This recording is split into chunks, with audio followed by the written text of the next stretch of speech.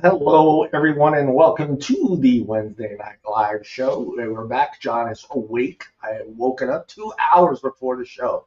I was good.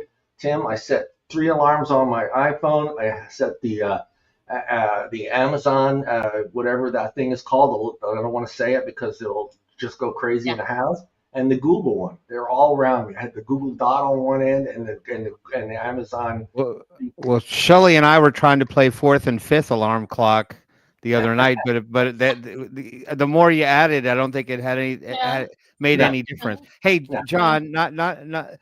Why does it sound like your voice is not coming through the microphone in front of you, and it sounds more like we're only hearing your room volume? Yeah, because the webcam jumped on. Now watch, boom. Now the show sounds is good. Welcome everyone to the Wednesday Night Live show. Yeah. Sunday, monster trucks. Yeah. Do you want to buy some vape stuff? No, I'm kidding. We're back. It's Wednesday. It's 4 p.m. Pacific Standard Time, and wherever else it is at your time zone. Tim is 8 o'clock, 6 o'clock, whatever time it is over there. I live in a timeless environment. It's whatever time you want it to be. No, it's actually 7 o'clock, John. Someday we'll just have one time for the whole country. How awesome would that be? It won't happen. I'd still be kind of pissed off though, because even if it was 7 o'clock for me. If it was 7 o'clock in California, they would still have sunshine, and that wouldn't be cool. Yes. No. Yes. We need all the sunshine we can get here in California. We're dealing with some shit here. We need it. We need the sunshine. We're back. Phillip will be here eventually at some point in time. Of course, there's Mr. Tim up there and Michelle down there. And, of course, the great one, John Truncali's here. We got lots to talk about today on the show. We've got the New York State AG suing major vape distributors. That's on the docket today. The other one, I'm going to have to open these separately. Sorry, people. So it gives me... some lawmakers. What's the next one? This is a PBN article. Some lawmakers seeking reversals of Rhode Island's recent ban of flavored vapes. Good luck for them there in Rhode Island. I've never been to Rhode Island. Tim, you been to Rhode Island? Nope. You can barely even see it on a map, John. I didn't even know it existed until I just read this article. So I know they got like Rhode Island is the Pluto of the solar system. Sorry, anybody out there that's from Rhode Island. I think they got like 2 electoral votes or something like that. Kentucky senator moves to regulate vape retailers. So we're going to do that one. And the last one, what is the last one? This is an article from whoever. Smoke screens. Some vapor firms plot after FDA crackdown. So that's a little bit about companies shifting around and moving around out of the United States to continue doing business. So we're going to talk about that as well. But before we get into all that, we need to ask Mr. Tim. No, I'm going to let not Tim, because Michelle doesn't like to go after you because you just live this lavish lifestyle. So I'm going to let Michelle go first, Tim. Thank you, John. I appreciate that. All right. I have no life. You and me both. I get up, go to work, get up, go back to work. So yeah. No, I'm not. Tim's the rock star. Doing nothing. I'm always online. It seems like so.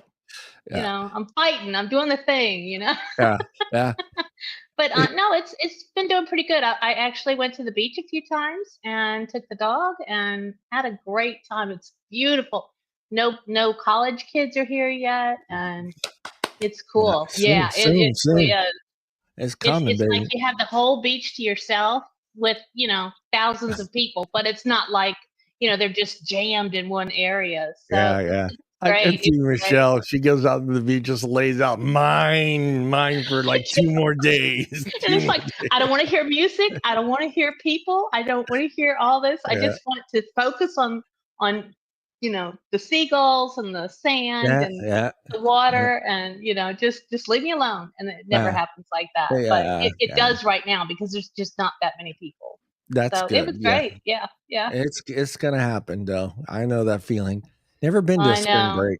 Almost went 1 year, but then I realized it was probably not a good idea, so I didn't go.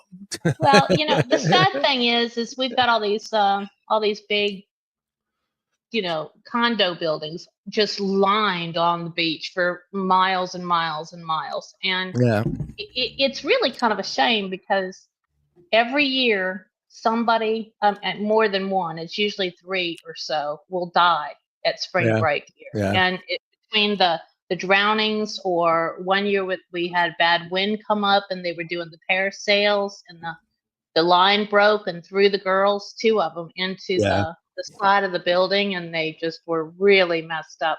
Or, you know, they do something stupid like they get up on the 20th floor and throw things at people down at the pool, you know, like bottles of beer and stuff. Damn, you know, kids. or somebody will get pushed over the railing, you know, from that high up. Or I mean, it's always something. So you know, it's kind of a shame. Why can't they just get high and drunk and enjoy the beach? That's like we used to, right? That's what we did. It's a strange dichotomy to mentally wrestle with, because when you're like 21, like all you can think about is how you can, or, you know, even 18, 19, you know, how you can get yourself all primed up, game, you know, you pregame, go to Florida, raise hell, and then you hit like. Then you end up living in Florida at like 50, and you're like, I don't want my former self here. Like I don't want to. I wouldn't survive. I can't deal with these punks, and then we were the punks back before. No, it's all right. Most of them are really good. They really are, and they're very polite. Normally, you know, you have different schools that have different spring breaks at different times, so you get some weeks are rival weeks, you know, and they try not to do that, but it happens, you know. Oh yeah, you can't help it. Most of them are really good, but some of them are just settle down, you know. Yeah, I'm sure it brings in a lot of money for the community. It does. So that's why it continues to move forward. But I mean, just you know, I get it. You're stressed out. You're dealing with school. You're like Tim says. You're 18, 19 years old. You know, you feel like it's your first time to go do something on your own. You know, I don't. I get it. I just wish, you know, they could behave a little bit better. You know? No matter how high you get, guys, you cannot fly. Just remember that. They forget. You know, either have it tattooed on your hand or something. So every time you grab a beer, you see it. No matter how high I get, I cannot fly. So, you know, that seems to be one of the big problems. Yeah, it does. Well, so that's how my week's going. Good. It sounds like a good week. I had a good week too. Been busy, just getting stuff done around here because the sun is out finally, and it's in the mid 60s. So we're gradually getting a little hotter. We don't have no more 39-degree nights, so everything's been in the mid 50s. So trying to get some stuff done, getting ready for summer. I'm going to enjoy this summer. I am going to take the time to enjoy it and go to the beach I didn't go to the beach not one single time last year. That's not right. Yeah, that's it's wrong. Crazy. It's that's crazy. You know, and I'm going to enjoy concerts this summer. I don't care where they're at. I'm going to go to them. Hopefully, I'm going to check, but I don't think Santa Cruz is doing the concerts on the beach anymore. So that's kind of a sad thing because that used to be a staple on Fridays. Just you know, there are concerts on the boardwalk right there. So get your lawn chair, set it down, go play at the beach for a couple hours. Wait till 6-7 o'clock, and you know, and see bands you haven't seen in 30 years. and so I'm going to enjoy this summer. So I'm going to flip it over to the rock star that Tim is, and he's busy, man. If you're a Facebook follower of Tim, it's like following the Kardashians. I swear, it's just he's everywhere. I don't have the same curves though. My curves are now in different places. Yeah. We can only, that's all right. That's all right. We can only move it. If we can only move it around, it would be great. I have the dreaded Dunlop's disease. You know what that is. So no, but you know what? Y'all would be happy though, because your hair's still on the top of your head and it's not sliding down your back. Yeah, that's right. If that's the one thing that's keeping the glue all together, then there you go. There you go. Yeah. It's my. You gotta find the silver lining. Yes, it's my Samson element. So, I don't know. Life is, I don't know. To me, seemed pretty normal. I don't know. Like what people see from the outside looking in. You're welcome to your own judgments and criticisms, and I certainly don't strive to make anyone jealous. But yeah, just doing the thing, nothing. Nothing overly crazy has happened, but we did go to a big old birthday party this past weekend. And Tim, may I share the photo, Tim? May I share your photo? Are you really gonna make me do this? I got it. I have it. I already have it. People like Don, giving it to him. People like Don have already seen it. He's already seen it. There. Okay, there you go. Suit up, Tim. Right. Suit up. So small backstory, right? Well, my wife looks stellar, right? She's stole beautiful. She stole the show. But that said, this was a 40th year birthday party for someone, a friend of ours, and she wanted to do something formal. She's like, she wanted it to be formal, big production.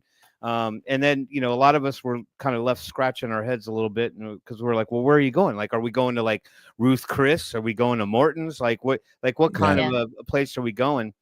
And it was Maggiano's. If anybody's familiar with the corporate restaurant, Maggiano's, the Italian place. Yeah.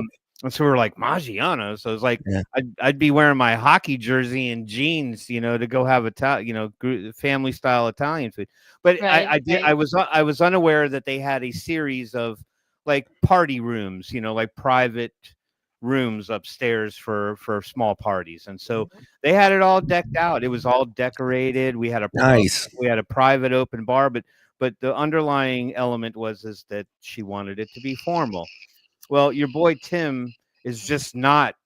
I'm not built for formal. I'm not built for formal. I have been lucky enough in my professional career that I still get to look like this and pretty much, kind of have created my own business casual look when I have to go to offices. But keep in mind, I work in operations. I work closely with operations and logistics. So I'm not sitting in a sales cube and working with sales managers and customer facing this and that. So anyway, there was a time in my life when I lived in California, and I had a job where they required me to wear more proper business casual clothes. So I went to Men's Warehouse and I got some suits, had them tailored, blah, blah, blah, blah, blah. And at that time I was, at a certain weight and size that, was much smaller than what I am today. That's not to say that I'm a roly-poly, but at any rate, so I was like, okay, well, I'll wear one of those. That's formal enough.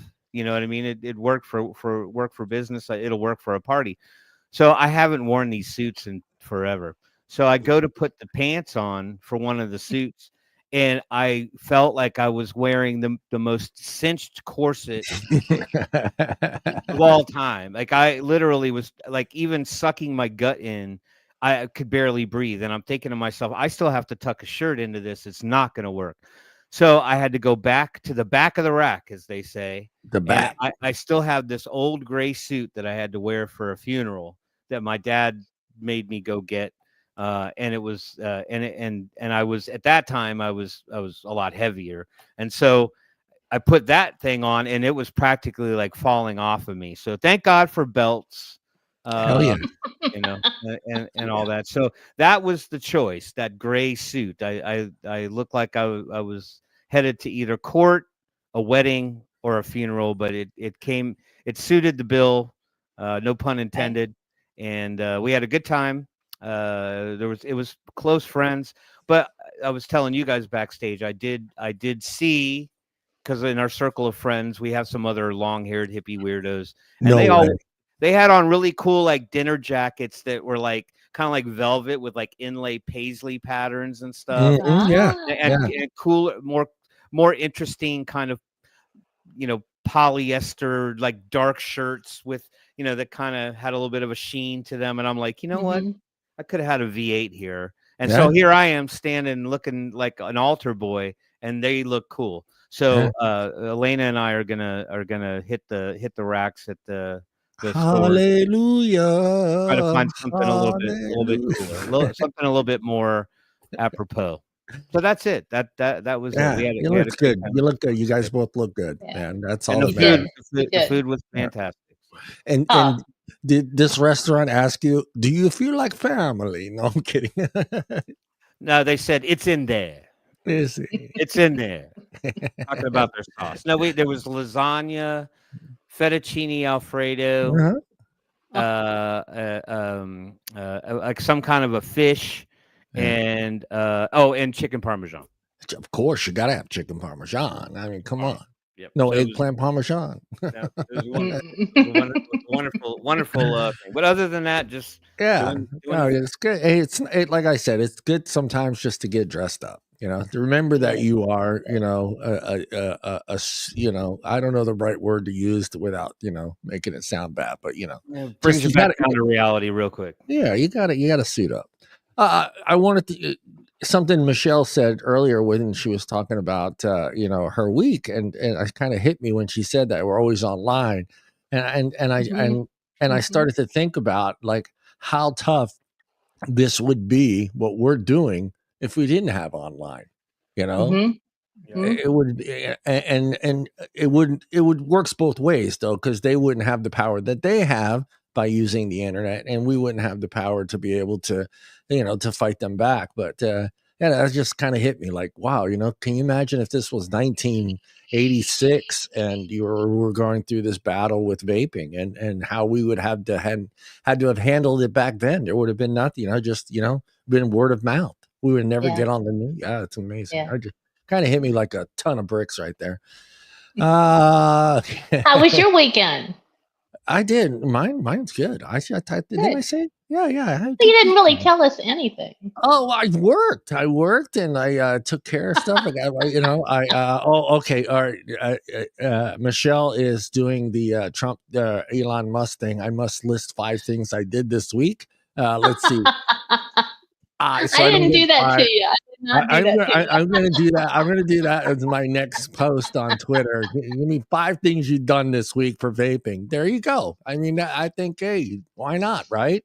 I think it'd be an interesting thing to to post on Twitter. Do you tell me 5 things you've done this week or this month? It's this month, right? I think it's month or week. I don't know. Went to bed. Week. Last woke week. Up. Took a shower. Get a shower. Logged in on the network at work. Yeah. Sent an email. There you go. Did you 5? Damn, I put gas in my car. I took the garbage can outside, got to the curb, said hello to my neighbor. Did you get your mail though? Yes, I did. I got my mail. Oh my goodness. Timmy, which one do you want to do first? You want to I want to say hello to the people in the chat. Oh yeah. Oh, sorry. Yeah, that's right. Yeah, say hello to everybody. Robert Lawyer piqued my interest, so he mentioned something. Maybe I'll bring it up here in a moment. But anyway, we're back. We're all back. I'm back. Shelly's back. John's back. And so with that, hey everybody, and welcome to this week's edition of the Wednesday Night Live Show. We're going to officially call this the Alarm Clock Show. Yeah. The Alarm Clock Show.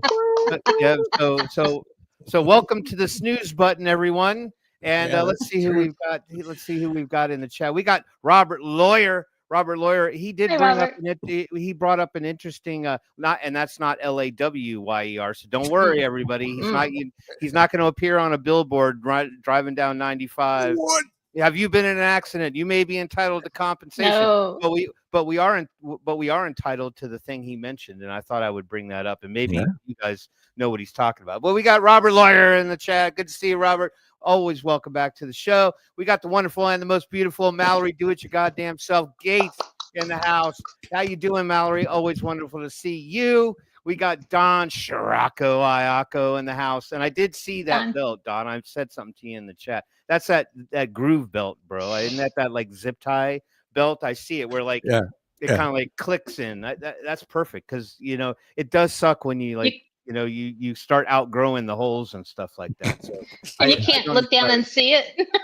Yeah, exactly. Look, you just put it in one end and you just click. Yeah, exactly. You hope for the best. That's all. You're just feeling around for like to make sure the little metal thing goes inside the belt loophole. So, and we got the resident pirate James R in the house. Good to see you, James. Hey, James. How are you? Wonderful to see you. We got the wonderful and always emoji groovy Steve Tottenham. Good to see you, Steve Tottenham. How are you, Emoji King? Who else we got in here? We got I'm scrolling. I'm going slow because when I go fast, you guys are like, you missed somebody. I didn't miss Daniel Williamson, though. Daniel Williamson down in the chat with the double horns up. Way to go, brother. We're kin, right? Double horns up. Wait, am I in the camera? There. Okay. You're in the shot. You're in the shot. There.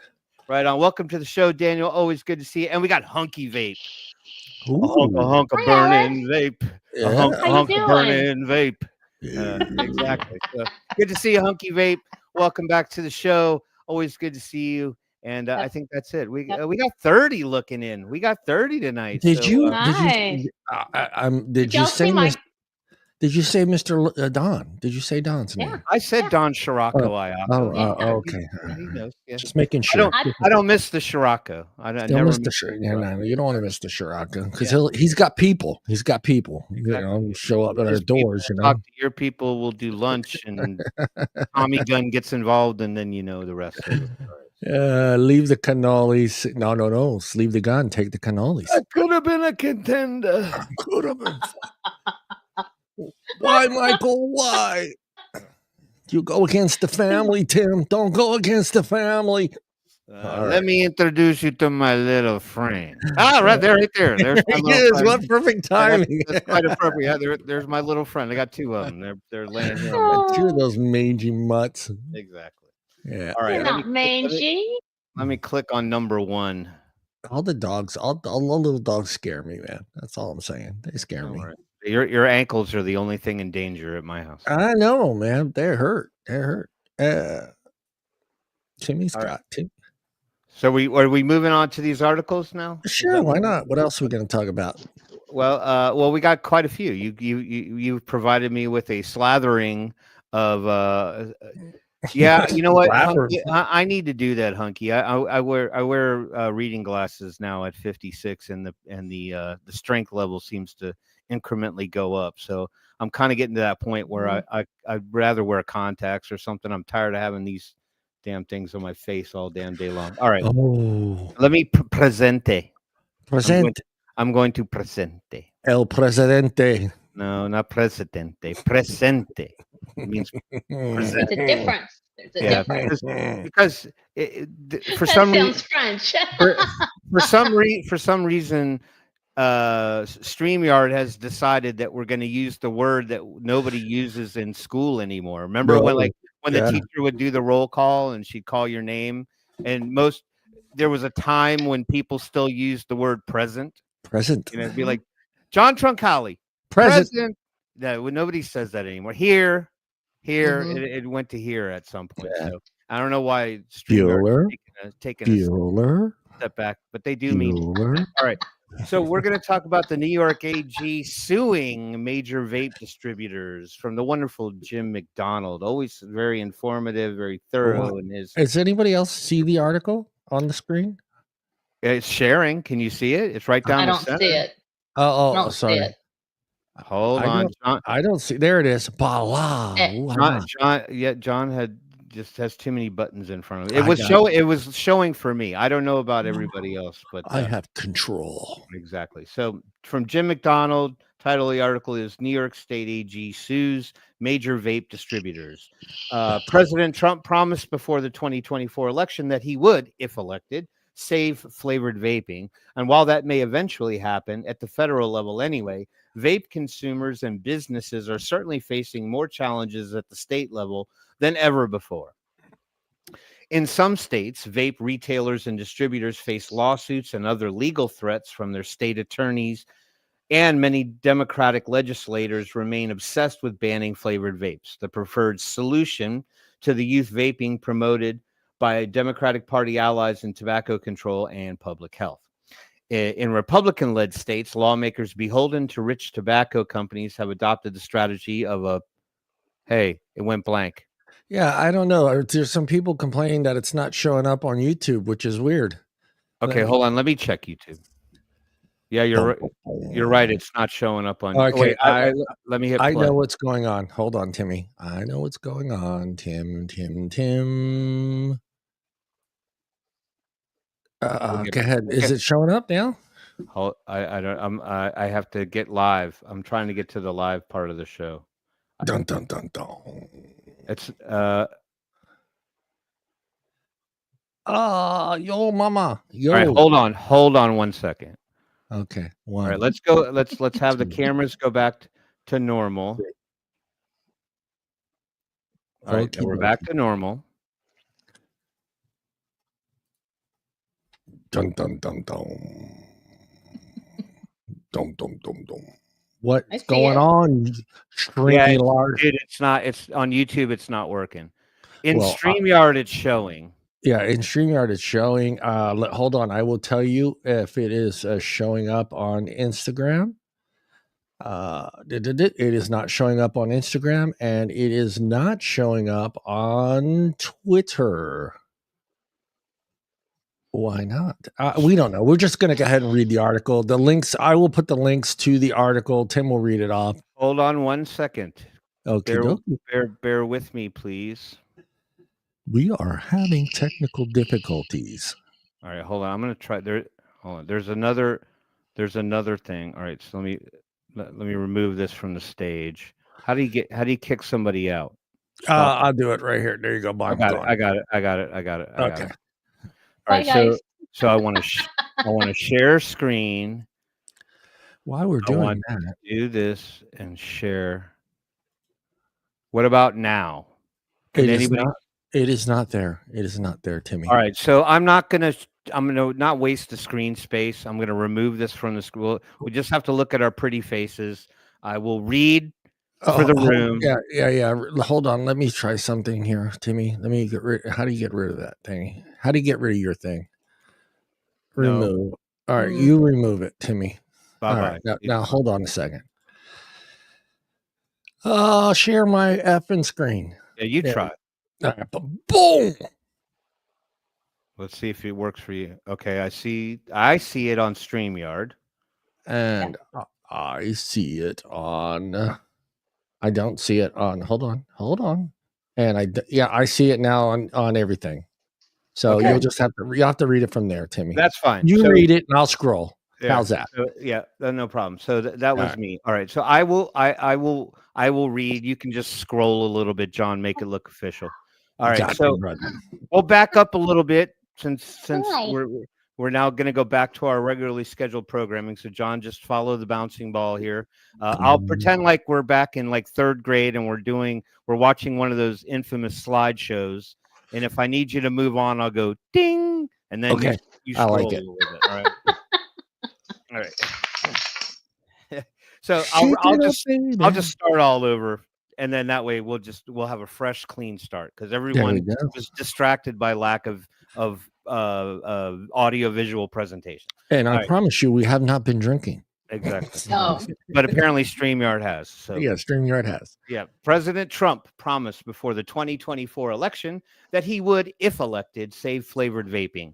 And while that may eventually happen at the federal level anyway, vape consumers and businesses are certainly facing more challenges at the state level than ever before. I have I have resonated this point throughout all of this, is that it's far more impactful at the state level than any federal law that might come into play here, I think, because the states can operate independently. So in some states, vape retailers and distributors face lawsuits and other legal threats from their state attorneys general, and many Democratic legislators remain obsessed with banning flavored vapes, the preferred solution to youth vaping promoted by Democratic Party allies in tobacco control and public health. In Republican-led states, lawmakers beholden to rich tobacco companies have adopted the strategy of that fancy PMTA registry or directory laws, intended to block sales of products that compete with vapes and cigarettes sold by big tobacco. In many cases, the laws are created by tobacco industry lobbyists. And then and Shelley and I did go over the lawsuit that was filed that basically stated that lobbyists were violating rules of the MSA. Right. Yeah, MSA. Right. So for small e-liquid manufacturers, importers of popular disposable vapes, Chinese vape device manufacturers, and consumers of all these products, it probably doesn't matter whether the threat comes from friends of the Campaign for Tobacco-Free Kids or recipients of campaign donations from tobacco companies like Altria Group and RJ Reynolds. In both cases, the laws are intended to restrict vaping product choice and access. Today, we are looking at recent actions by state attorneys general. Next week, we'll focus on proposed flavor bans and PMTA registry bills currently active in state legislatures. So the ants never sleep. Nope. So Never. New York AG plays whack-a-mole with disposable vapes. Yesterday, New York State Attorney General Letitia James filed a lawsuit alleging that 13 vape manufacturers, distributors, and retailers illegally distribute, market, and sell flavored vapes in New York State, which banned the sale of flavored vaping products in 2020. According to a press release from James' office, the companies and individuals named in the lawsuit market highly addictive candy and fruit-flavored nicotine products to underage consumers, misled customers about the safety and legality of their products, illegally ship products to New York, and violate health regulations designed to curb youth vaping. The lawsuit, now the article disappeared, John. What? Yeah, it literally just vanished. I just watched it disappear from the It's back up now, isn't it? I don't see it on StreamYard. Oh, as soon as I hit Mallory's comment, then it disappeared. Yeah, so there's now it's back. So now it's gone. They seem to be connected. So when you clicked on Mallory's comment again, then the article came back. Okay, boom. Now there's the comment is there, but the article isn't. Now, okay, wait. No. You all are watching this, right? Now the article is there. The article. Okay. Dun, dun, dun, dun, dun, dun, dun. Just forget the article. Let's go.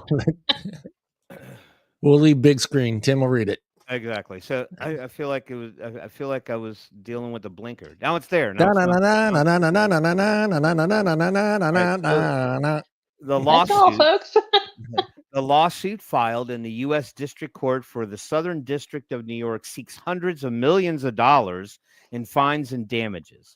Defendants include major vape distributors Demand Vape, Midwest Goods, and MyPod. James charges that flavored disposable vapes sold by the defendants are responsible for fueling the youth vaping epidemic, which there isn't one. No. Despite the fact that youth vaping peaked in 2019 before disposable vapes became widely available.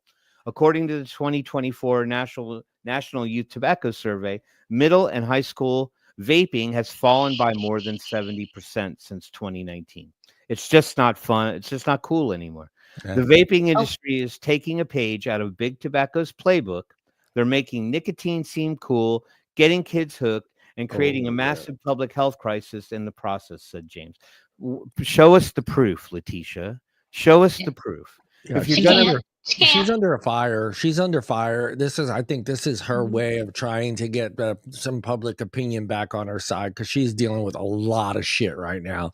And I think this is just her way to let everybody know that she's doing her job.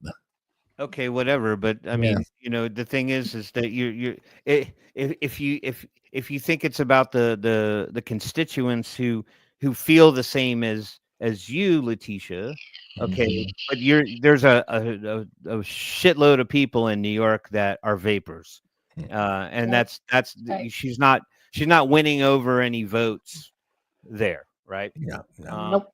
Last month, James and the New York State Department of Health filed a lawsuit in an attempt to shut down a single vape shop in New York State's rural Herkimer County. So vaping is effectively banned. Are these vape shops, because they're probably not pure vape shops? Yeah. Are they just resistant businesses? They're just continuing to stay open and operate even with the current laws on the books. Yeah.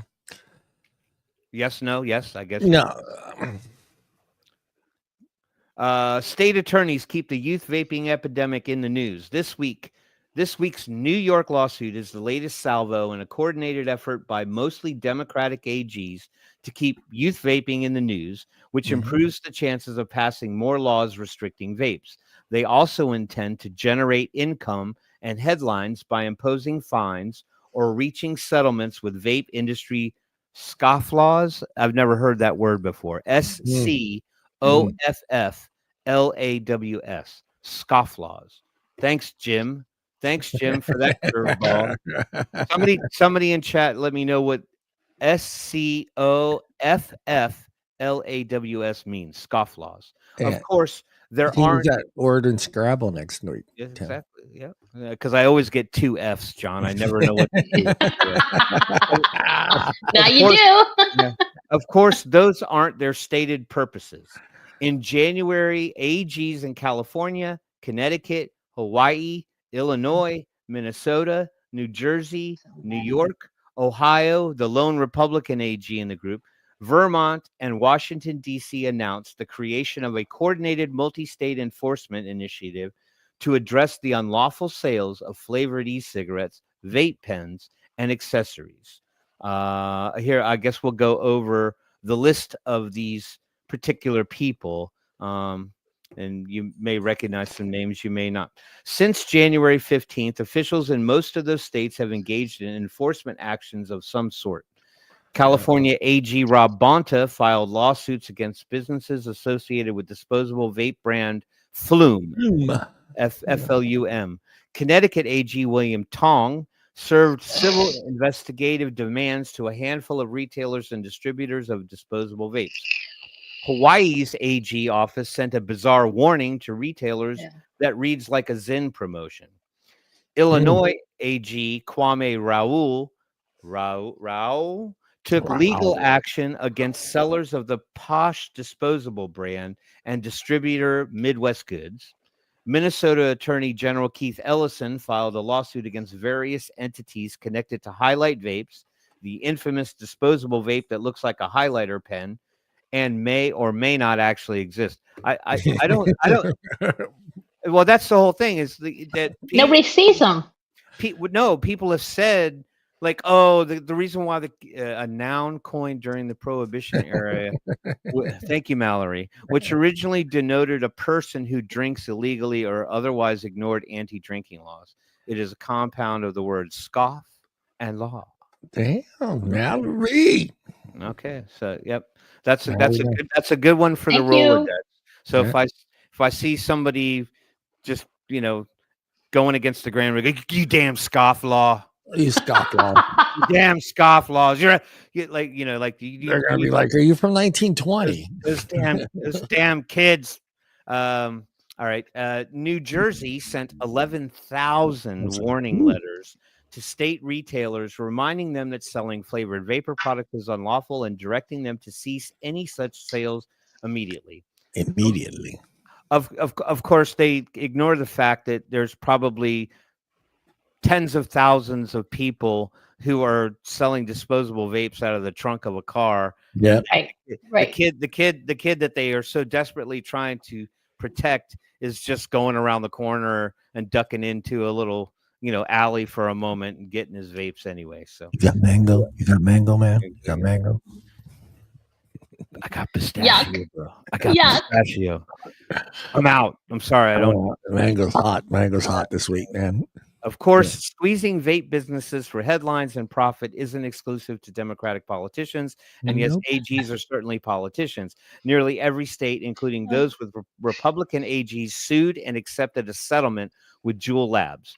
But it is Democratic state attorneys general that view the vape industry as a target-rich environment they can exploit again and again. And again, yeah. It's going to be a difficult fight. I mean, when you see all these states and their laws that they have in their books, it's going to be a fight. We may get federal okay, but I think this battle is going to continue on throughout all these states. I mean, it's just going to be one thing after the other. And what can the federal government do? Are they going to do?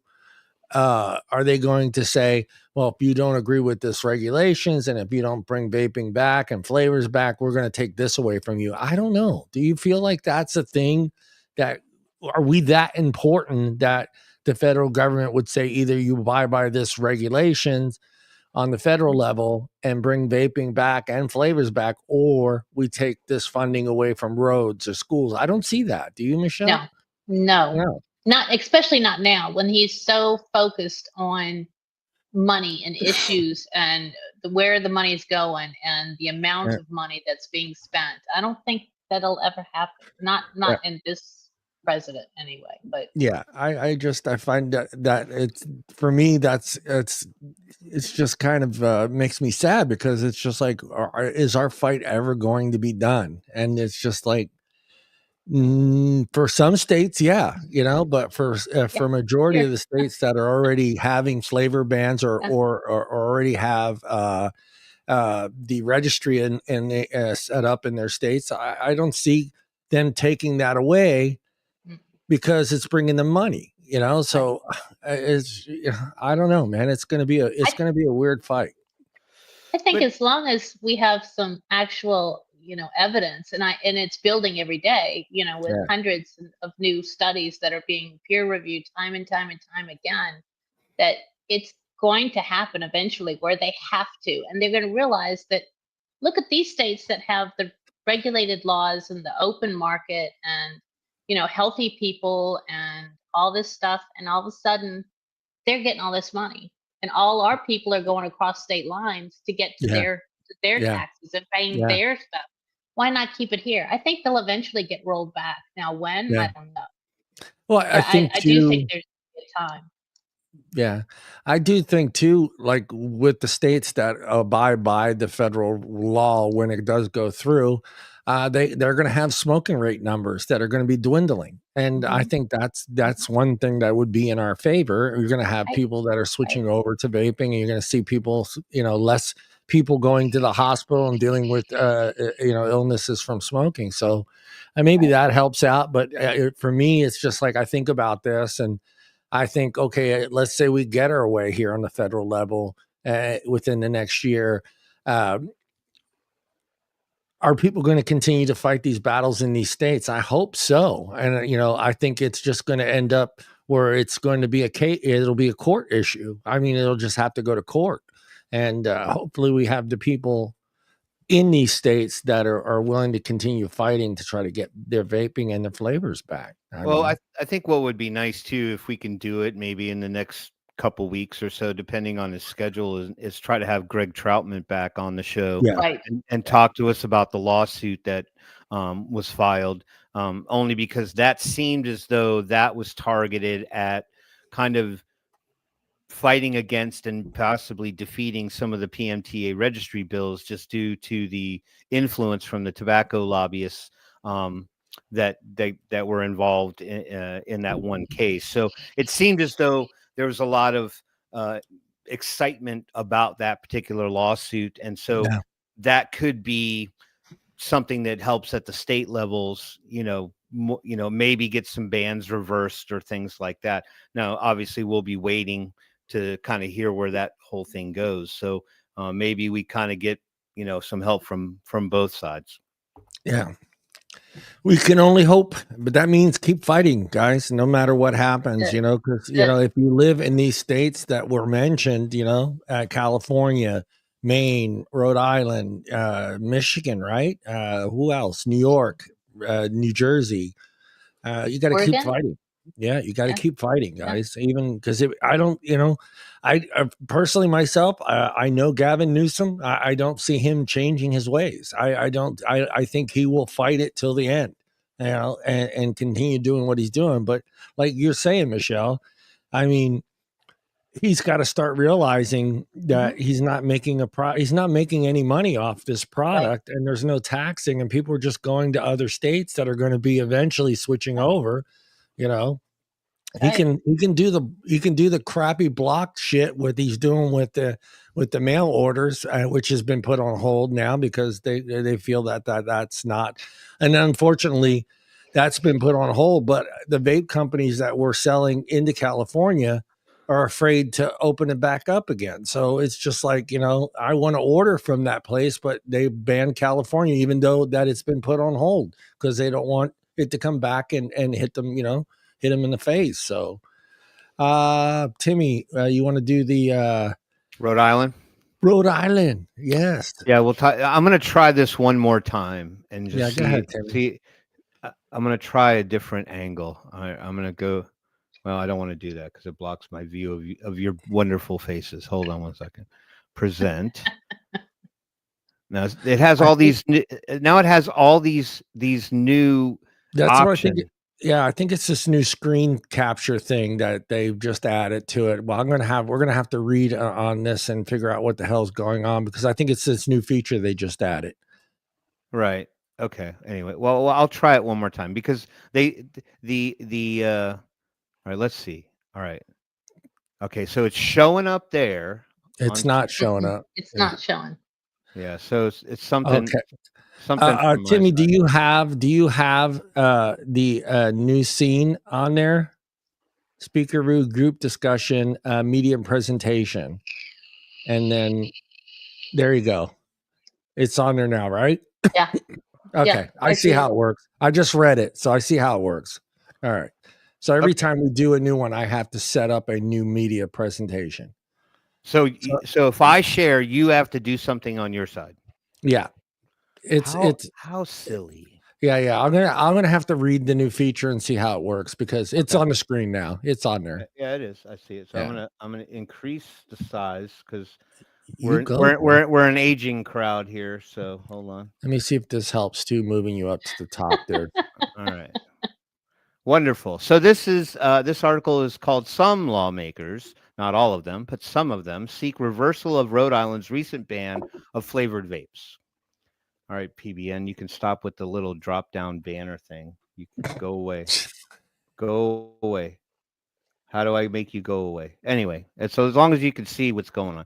All right, so nearly 2 months have passed since Rhode Island vape shops and convenience stores were forced to clear their shelves of flavored e-cigarettes and other nicotine products. But the controversy over the January 1 law has not evaporated. Far from it. Instead, it reignited during a hearing before the House Committee on Corporations at the State House Tuesday night. Legislation introduced earlier this month by Representative William O'Brien, a North Providence Democrat, seeks to partially reverse the newly enacted state law exempting dedicated vape shops from the state's ban on flavored e-cigarette products and other nicotine delivery products. So this sounds to me like dedicated vape shops that we've always said, hey, if you could just get them into privately owned vape shops, which ID and do all that stuff and get it out of the C stores and the regular channels that, are more easily accessible to people not of the legal age to vape, that would seem reasonable. So this seems like that's the angle here. O'Brien called the ban enacted as part of the state's fiscal 2025 budget an injustice, pointing to the unanticipated consequences for small businesses and for smokers trying to wean off cigarettes with flavored vapes. The ban does not extend to menthol or tobacco flavored vapes, which can still be sold, but are now taxed at 50 cents per milliliter for disposable vapes and 10% for wholesale products. And so everybody buying disposables is looking for the big guns. They don't want them little 10K and 15K puffers. They want. I don't blame them. Yeah. Well, I think the ones that I'm using now are somewhere in the neighborhoods of 23 milliliter, 23, anywhere between 23 and 28 mil. So I don't know, do the math in your head. Cut that in half. Yep. That's really unfortunate. I did read that. Taxed at 50 cents per milliliter for disposable vapes and 10% for wholesale products. We can drink over age 21. We can smoke marijuana. We can smoke cigarettes. We can gamble, he said. Why not vape? I personally know 3 people who quit. See, this is it, right? I personally know 3 people who quit 5-pack a day habits by switching to vaping. This is exactly the type of politician that is instrumental in this, is that they have personal experience with individuals that switch to vaping and quit smoking with it. Now, you can argue all you want all day long about whether or not they're continuing to vape or they have any intentions to quit vaping ultimately. That's a personal choice. But he understands the benefit and the decreased harm by switching to vaping. So kudos to him for keeping his eyes open. O'Brien's bill was held for further study, the customary practice for an initial bill hearing. His proposal is not the first attempt to extinguish the state's ban on flavored vapes. In November, 2 vape shops, Vapor Ready LLC and Sunshine Vape LLC, filed a federal lawsuit against state health, tax, and revenue administrators, arguing the ban was unconstitutional, poorly defined, and irrational. A U.S. District Court judge in Rhode Island denied their request to block the law before January, but the case continued. Rhode Island Attorney General Peter Narana, who, in keeping with customary practice, represented the state agencies being sued, countered that the vape shop's complaint failed to meet legal standards according to court documents. Both sides agreed to dismiss the case temporarily on February 11th, though the decision leaves open the possibility that the vape shops can refile the lawsuit. The voluntary agreement came 4 days after O'Brien submitted his bill. Darren Tripoli, owner of Sunshine Vape, said the decision to drop the lawsuit was unrelated to O'Brien's legislation. We want to get along with the state, Tripoli said in an interview at the State House Tuesday. We are on the same side. We all want a healthier Rhode Island and to keep doing what we've been doing for the past 12 years of helping people quit smoking. While business has soared at Tripoli's Connecticut vape location since January 1, his 3 Rhode Island stores in Warwick, Providence, and South Kingstown have suffered, with daily profits plummeting 70 to 90%. Wow. It's so sad. It's truly sad. It's hard to go to work. My shelves are empty, Tripoli told lawmakers. I am scared I'm going to lose my business, my home. Tripoli also said his customers who relied on vapes as a smoking cessation tool have returned to cigarettes. That's the worst. Yes, 1,000,000%. This is a step backwards in public health, Tripoli said. Public health experts and advocacy groups disagree, including the Rhode Island chapters of the American Academy of Pediatrics and the American Lung Association, along with the Rhode Island Department of Health, which all wrote to lawmakers in opposition to O'Brien's bill. Of course. No tobacco products, including e-cigarettes, are safe, Dr. Jerry Larkin, state health director, wrote in a letter to lawmakers ahead of the hearing. Larkin's letter focused on the consequences for teenagers whose brain development can be impaired by vaping, among other health problems. Well, those same kids are huffing paint and doing other stuff. So, I mean, I just don't know that I fully believe that there's a lot of stymied brain development because of that. I think if they're putting 10 joules in a styrofoam cup and inhaling until they get. Do you remember when you used to do that thing with your friends where you'd be like, okay, I want you to like take like 5 deep breaths, and then your friend like squeezes you as hard as he can. And then you kind of have like one of those euphoric sort of like blackout moments and stuff like that. That's kind of like what they were doing with the joules in the styrofoam cups. There's that same sort of head rush kind of. And I'm sure there was a I double dog dare you in there somewhere. I'm sure of it. Yes. Over 16% of high school students in Rhode Island used whoever proofread this article, used an e-cigarette in the last 30 days in 2023, more than double the rate 2 years prior, according to biennial state surveys. Among students who vape, 95% opt for flavored nicotine. From our perspective, flavors are a marketing weapon used by tobacco manufacturers to target youth. Ryan Strick, a government relations director for the American Cancer Society Action Network in Rhode Island, told lawmakers Tuesday. Cherry, grape, cotton. They use the same damn flavors every time. Yeah, it's the same one. Yeah. They never mango's not in there. Yeah, don't disparage my exalted mango. Cherry, grape, cotton candy, gummy bear are clearly not aimed at established tobacco users. Yes, they are, fool. Yeah, they are. Last time I checked, we enjoy all those things. Exactly. Why don't you go and listen to some testimonies about people and their flavor associations, and have them tell you to your face that that's one thing that really helped pull them away from cigarettes. I'd like them to do a study on just how many adults eat gummy bears daily. Yeah, plenty of them. Plenty of them. I'm sure there's a lot. Yeah. Matter of fact, at the birthday party, they left little candy bags like in front of all of our chairs. Okay, mind you, this is a room of mostly 40+ crowd. Right, right. Much, the whole room was 40+. Yeah. And we're sitting there like excited about the gummy bears at our yeah. Like, oh, those are cool. I've got chocolate chip mint ice cream. So, I mean, sorry, but I like it. So belligerently ignorant. Yeah. Right. O'Brien asked Strick repeatedly to prove that the state ban had lessened availability of flavored vapes among youth. After several minutes of back and forth, Representative Justine Caldwell, second vice chair of the House Corporations Committee, stepped in. She put her foot down. That's enough, she told O'Brien. Why? We're not allowed to challenge people? Yeah. Come on, man. Come on. The U.S. Food and Drug Administration issued 37 warning letters and imposed 30 fines on Rhode Island retailers for selling vapes to buyers under 21 from 2022 to 2024, according to information cited by Richard Leclerc, director of the Rhode Island Department of... Good God, why did all these agencies have to have the most long-winded names?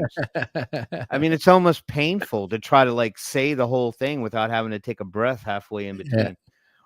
Director of the Rhode Island Department of Behavioral Health Care, Developmental Disabilities and Hospitals. He even had a comma plus. Yeah, comma there and there.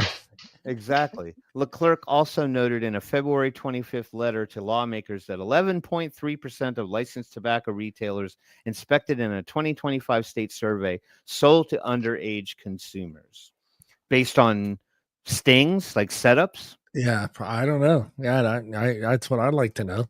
But I have to imagine that this is not... They're lumping... once again, they're kind of lumping in the crowd, right? It's kind of like... It's like the whole use of the word vaping, right? I got to imagine that maybe what you see far more than dedicated vape shops are these combination stores. Yeah. CBDs, tinctures, head shops, and then they have vapes on the shelves too. And I'm not saying that some of those shops aren't legit. I believe that there are several that are, but I'm sure there's lots of them that are just like whoever walks in the door. What's happening, Mr. Michael Redford? Yeah, they don't care. Enforcement has remained a sore spot, state officials acknowledge, given that flavored vapes were first prohibited via executive order in 2019. The new state law codified that order while also attempting to crack down on scofflaws. There's those scofflaws again. Oh, that's the word of the week. That's it. That's 2 articles now with the same term in it. Somebody, there's probably like a Discord chat for like all the vape for all the all the vape people that write about vaping, and they were like, look, there's a cool word, scofflaw. It's a new one. They all decide that's kind of like their code. You know what I mean? Discord. While also attempting to crack down on scofflaws by shifting enforcement from the state health department to its tax division. Okay. Hello, Peggy at East Sig Source. Peggy, Michael Redfern, good to see you. How are you? And I promised Robert Lawyer I will bring up that thing that you talked about, the NPR. I read it really quick and it sounded like it was interesting. I'm curious to follow up on that. In a rare partnership between usually estranged groups, convenience store owners, and sided with public health experts in opposing the legislation, not because of health consequences, but because they feel it's unfair to give vape shops a pass while not other retailers that sell vapes, according to letters submitted to lawmakers. It's called balance. Right? I mean, it's give and take. You know, it's one way or the other. Either nobody or selective distributors will be able to do it. I get it that, you know, maybe these ones that won't be allowed to sell them if this goes through, you know, will be a little pissed off because I'm sure it's a nice revenue flow for them. Yeah. But too bad, so sad. Maybe not. Don't be a C-store. Make yourself a dedicated vape shop, then you won't have this problem. Exactly. No more Pepsi. No more Takis. No more, you know, banana nut muffins and shit like that. No more beer. Just sell. No Hostess cupcakes. Well, we'll leave one in Rhode Island for you, yeah, because we know you need to show up and poke your finger. I got to poke each one of them, make sure they're fresh. For freshness. In a rare partnership, I'm sorry, I felt like I lost my place. In a rare partnership between usually estranged groups and convenience store owners have sided with public health experts in opposing the legislation. Not because of health. Oh, I already read this. Sorry. The bill offers an exemption to any premises dedicated to the display, sale, distribution, delivery, offering, furnishing, or marketing of nicotine delivery system products, liquid nicotine containers, or vapor products. Dedicated to the display, sale, distribution, delivery. Yeah, so that's a through and through vape shop, classic vape shop. However, Nina Savage, state tax administrator, wrote to lawmakers to share her concerns with the lack of clarity in definitions of affected retailers and products. Savage also noted challenges with enforcement by the state's Division of Taxation. Well, don't you think that they would kind of jump at that opportunity to go, okay, enforcement is very difficult to do because there's just too many of these places. If you had half the number of business locations, you would think that enforcement would be like, well, it's a lot easier now. Now we don't have to deal with all the other sideways, you know, cash and carry kind of places that sell this stuff. O'Brien said he planned to amend his bill to incorporate the suggested changes from Savage. 2 other states, New York and New Jersey, banned sales of flavored vapes, while California and Massachusetts banned all flavored e-cigarette and tobacco products, according to the American Academy of Pediatrics. Nancy Lavin. This is the lady that wrote the article. Nancy Lavin. I don't like her. Why? I don't know. I'm just kidding. You know, give her. I mean, she's just reporting on the news. I know. This is an unbiased article. Don't be judgmental. It's not an opinion piece. She's just relaying the facts. The only thing that I find kind of weird is that number 11.3%, or where was it? Was it the not that number? Where is the number that I was concerned with? Was the youth number. I find that number weird only because we know what's going on now as far as youth vaping declining almost 70% in the last year. And to see that Rhode Island supposedly still has, I'm trying to find it. Where is it in the article, Timmy? I know they stated. What the number of 11.3% or something like that? Yeah. I find that here, sorry. It said over 16% of high school students in Rhode Island used an e-cigarette in the last 30 days in 2023. But this is awfully, we know that this is awfully skewed the vast majority of the time, because this includes people that like tried it one time. Right. And it's 2023. See, that's the thing. I mean, to me too, you know, if you're going to write this piece, throw in some up-to-date stats in there and not show stats from 2023. Of course, those numbers look horrible. in 2023. Well, let's show us the numbers that came out in 2024 and 25.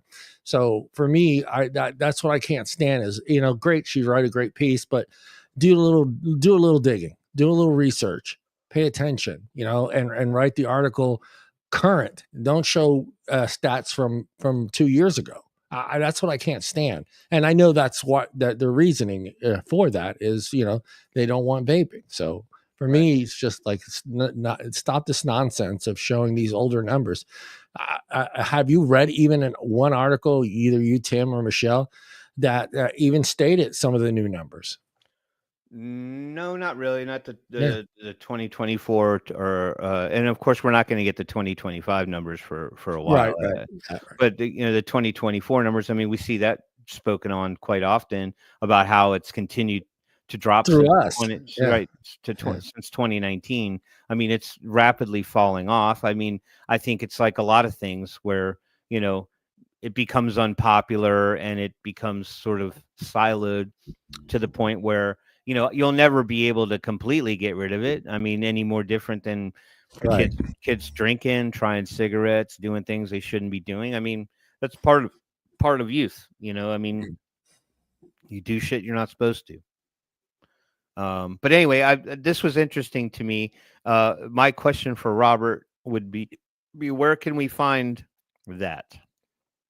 Did anyone listen to the NPR broadcast on Science Friday, February 7th? They had a very positive interview about vaping. He followed that up with a comment that said hopefully it would start changing some of the public policy. Let me see, Timmy. Youth, young adults who started vaping as teens still can't shake it. That's from an article from 2024. I don't see anything new on NPR. I don't know if that's a podcast that only comes through. Yeah, it might have been a podcast. Yeah. NPR. Yeah. They do have that one science show. I know somebody's talked about it before. NPR podcast, vaping podcast. There it is. So it would be what we know and don't know about the dangers of vaping. That was 2019 podcast, April 2024, July 24. Here we go. February 4th. Vaping weed is very popular, but users should be aware of it. That is the most recent, February 4th, 2025. As marijuana sales increase across the board, vaping weed from an e-cig style device is also becoming more popular. Is it the one?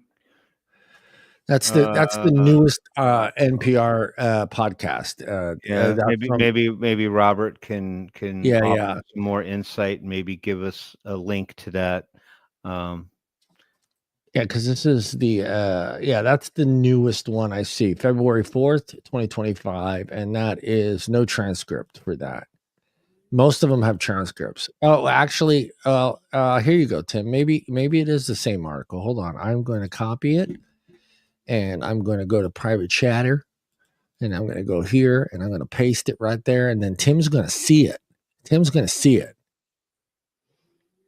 Yeah, because I'm on the NPR site right now. Yeah. More power to you, Adele.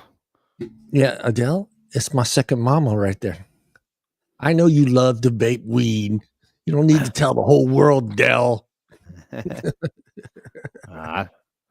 Anyway, well, once we can maybe nail that one down, John, did you Science Friday. So okay. So maybe you have to type in that NPR podcast Science Friday and see what comes up, Mr. Tim. Because the only article I see, like I said, is an updated article from February 5th, 2025. Heard on morning. Yeah, but he said this is a broadcast, though. Yeah, it's a broadcast. It shows this, yeah. But it's this is the transcript of what was. Okay. Yeah, kind of, sort of what. Right. Well, anyway, yeah, it sounded interesting. I just want to know some more. So with that said, we'll move on to. We'll move on to article number 3. I guess you're going to have to do your little thing here, John. Give me one second. Yeah, whenever you're ready. Yeah, we're going to talk about Kentucky. We're going to talk about the great state of Kentucky. Some good damn whiskey comes from Kentucky, man. That's all I'm saying. All right. Okay. I am now sharing, John. You need to do your thingamajigger. I need to do that damn thing right there. Hold on. A new scene. I see. You can see my mouse moving. Everybody. Beer. Are we good? Yeah, it should be on the screen. Yeah, it's there. It's there. It's there, Yeah. man. Dude, I learned something new every day, man. This technology thing is mighty complicated there, John. All right. So Kentucky State Senate. Let me increase the size here. 10. That's good enough. Otherwise, I'm going to run these guys off the screen. Kentucky Senate moves to regulate vape retailers and punish bad actors. Okay, who are these bad actors? So this sounds like a guy from Kentucky. Senator Jimmy Higdon, Republican, Lebanon, filed a bill which passed the Senate to add harsher penalties for retailers who sell vaping products to minors. Kentucky Lantern photo by Sarah Ladd. Now, before we go any deeper on this one, is anyone generally opposed to retailers having to pay significant monetary penalties for selling to underage kids? I don't think any of us argue that. Yeah, they should be punished. Right, exactly. I mean, this is part of enforcement, right? If you stop selling to the damn kids, then you stop making everybody else look bad too. And I'm a huge proponent of making that fine the first time so high that you won't do it the second time. And Tim's going to get to the fines here, and I laughed at them because they don't do nothing. They don't do nothing. But Tim will get into the numbers. Yep. Go ahead, Timmy. Sorry. So Frankfort, Kentucky Senate is moving to add harsher penalties for retailers who sell vaping products to minors. Senator Jimmy Higdon. I found it. I'm sorry, Robert. I found it. But Tim will read it next. Go ahead, Tim. Sorry. Senator Jimmy Higdon, same guy. Senate Bill 100 passed 33-3 on Wednesday. The three who voted against it were Senators Robbie Mills, Aaron Reed, and Lindsey Tishner.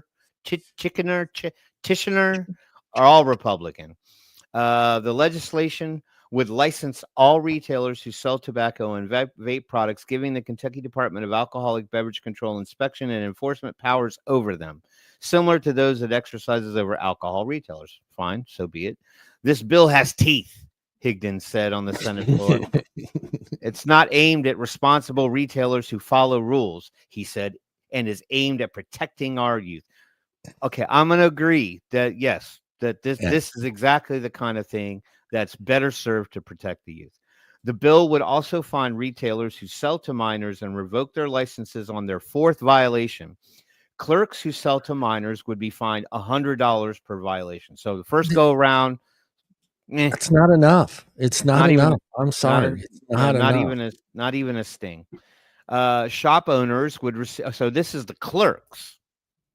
So the clerk is going to get hit with a personal violation, and then the shop owners would receive a notice after the first violation and then be fined $500 on the second offense. So shop owner, your workers are selling to the kids.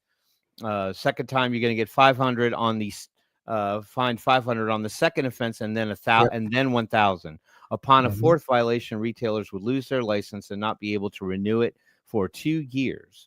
Fine money will be split between enforcement expenses and youth prevention programs. I agree with you, John. I think it should start at 1,000, then go to 5,000, and then go to 10,000. Right. Now, I'm not exactly positive how it works for selling alcohol to a minor, but I know eventually at some point in time, I don't know if it's between the first and the third time, that person loses their driver's license. Now, you're going to think damn twice if you're going to sell to someone and when you know you're going to lose your driver's license. That's your life. That's how you get to work. That's how you get to your home. That's how you get to that's how you live your life, is being able to get in your car and drive around. So you're gonna really think, hey, is it worth me losing my driver's license so I can buy this kid disposable? It has to be stiff, and that's one thing that I kind of I agree with Australia, and I don't agree with the way they're dealing with vaping, but their fines for doing things and selling to minors, those are change of life fines. Those, you're going to think goddamn twice before you do something when you know you're going to be fined $10,000. I mean, just that's how I mean, if you want to nip it in the butt, that's how the way it's got to be, man. I mean, it has to be that way. I know it sucks, but you know, you got to make it so that person really thinks hard whether or not he's willing to go buy a 6-pack or go buy a device for a minor, you know? Well, no, I agree. You have to make it daunting enough to like you said, make somebody think twice before they break, you know, a particular enforcement law. I mean, the first couple are like frustrational things, but I mean, you know, you know, now could the clerk would the clerk be happy about paying $100? No, not necessarily, but I don't think you know, that might be enough to make them be a little bit more vigilant about what they're doing. But I got a funny feeling some of these selling to underage kids probably aren't even like general stings, but I'm sure a lot of their, like, they probably have some friends that come in the store, you know, and be like, oh, I'll hook you up, don't worry. So, you know, but yeah, come between 5 and 6, the manager's eating lunch, you know. Exactly. I remember those days. Everybody had a girlfriend that worked the drive-through at Taco Bell. I did. It was great. Exactly. Yeah. So you always got friends in high places. High places. Dude, and high place. Yep. Taco Bell. That's like Taco Bell. Yeah. Smoking is a leading cause of preventable death across the country, according to the Association of American Medical Colleges. Agree there too. Smoking. Yeah, 100%. In Kentucky, smoking and lung cancer rates exceed those in the rest of the nation. About 17% of Kentucky adults smoke, compared to 11% nationally. I didn't know the smoking rates were that high in Kentucky. In Kentucky, 5% of high school students smoke, and almost 20% use e-cigarettes, according to the Campaign for Tobacco-Free Kids. Now, that's a culture thing, though. That is definitely more of a culture thing. I mean, if you have that percentage of residents of Kentucky just being smokers, then that means it's probably more likely that the kids are smoking too, because it just becomes part of the familial. You're right, Tim. I bet they smoke a lot of cigars too in Kentucky. I don't know why that came to my head, but I think they do. I'm not sure. Well, Kentucky is also known for its bourbon. Yes, very good bourbon. So when you got your bourbon in your hand, you got your cigar. So I'm sure a lot of that goes on. So almost 20% use e-cigarettes, according to the Campaign for Tobacco. According to them, of course. Smoking. How come they're the only one that has that number? Smoking costs the state more than $2 billion every year in health complications, according to the campaign. That all the more reason to make vaping more accessible. Exactly. Under Higdon's bill, retailers who operate without a license would face criminal charges. Now, that's different. The first offense would be a Class B misdemeanor, followed by a Class A misdemeanor. The third and subsequent offenses would be Class D felonies. So that, okay, so you'll put the fear of God in them to get the license, but then once they have the license, you're like, oh, don't worry, it'll just be a little slap on the hand if you make it relevant, make it relevant. That's it. That's what I'm saying, you know. So, we're gonna make you get this license under threat of criminal penalty, and then once you get that license, you're not going to like what you're going to get fined if you screw up after that. Right, abide by the law. That's all, you know. Right. The bill is about holding the bad actors accountable. Higdon said, if you sell without a license, you will face serious consequences. If you sell to underage individuals, there will be financial and legal consequences. The bill now goes to the House for committee consideration. So definitely one to follow. I mean, I think more state. Yeah, we'll have Troutman on. Let's try to get him on next week to talk a little bit more about that bill, because I know he's in. I'm got a feeling he's involved in that in somehow, some sort of way. And also, all the links to the articles that we're talking about are in the chat too, guys. If you want to go and read them yourself after the show, though, not during the show, after the show. I know we're having technical difficulties, but we'll figure it out.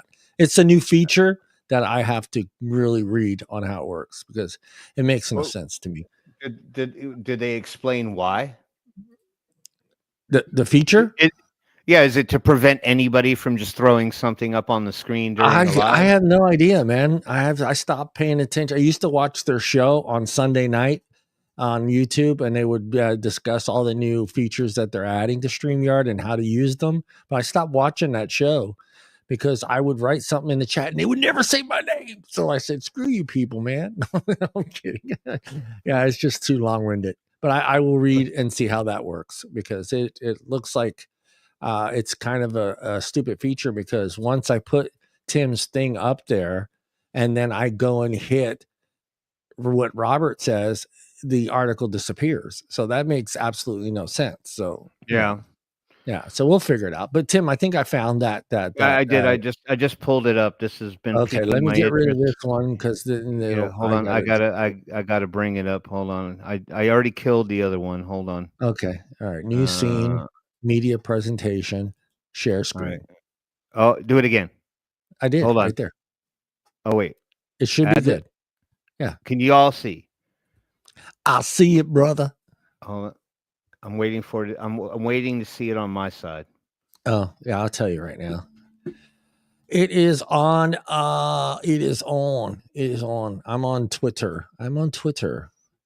Oh, Twitter. Yeah, I'm still not seeing it on the YT on the YouTube. Of course, the show is like what? What's the delay on the show live? It would be approximately like 4 seconds, 5 seconds, something like that. Okay, well, I'm not seeing it. I am not seeing it on the YouTube stream. Okay, hold on. Yo mama. All right, let me delete scene and then add new scene. Well, this is freaking. And then it should be there now. Is it there? I'm drum rolling in my mind. Boom, boom, boom, boom, boom. I'm not seeing it. All right, just yeah. Well, we can we'll figure it out. All right, take the scene out. I am. I'm going to remove it. All right, remove the scene. Remove the scene, and then now add the scene. Add it back. Okay, hold on. Don't get ahead of me. Oh, now it just showed up. Okay, I don't see it. Hold on. Is it there? Media presentation. And I haven't done anything, so I think I'm just, okay. Add it now. All right, here we go. I just shared it. All right, bam. Is it in there? There it is. Is it there? There it is. There it is. Okay. This is a circus. I will discuss it with them after the show. I'll send them an email, or I should go just read how to use it. So that would make sense. Well, I'm not seeing it. I'm not seeing it on the. I'm not seeing it in it. Just go ahead and read it. All right. Well, so Robert brought this up at the beginning of the show. And it's from the article is, and you can put the link down in the chat, John, but it's I will. Yeah. Can vaping help you quit cigarettes? What are the risks? It's only a 17-minute broadcast, so I encourage people to go listen to that. I'm going to, certainly. We're not going to do it here on the show. But the article below that reads, the harms of smoking cigarettes are pretty clear. Smoking causes cancer as well as heart and lung diseases, and it's the leading cause of preventable death in the United States. When it comes to vaping or electronic cigarettes, the risks are a bit more tricky to parse, especially if you deal with them scofflaws. That's not what it says. Especially if you read media reports about them.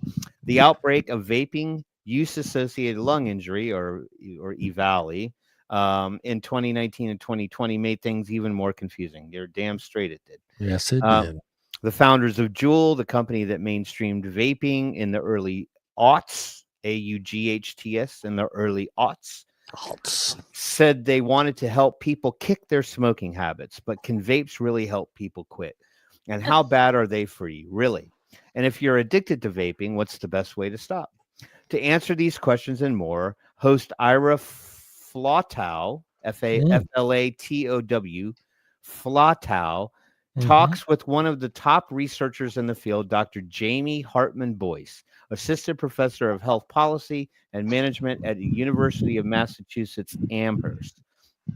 And then there is some interaction. So they want to hear from you. So at the bottom of this thing, it says, have you tried to quit vaping? What methods did you try? What's been the hardest part? Call them, or you can send a voice memo, tell your story. And there's an email address. You can send that voice memo to them. That's a good thing. I think that would be something that would tether into what Robert brought up, and that, it might, this might help to kind of sway some of the public opinion about this. But that's, I guess, these there now it's up on the screen again. I don't know what's going on. I give up.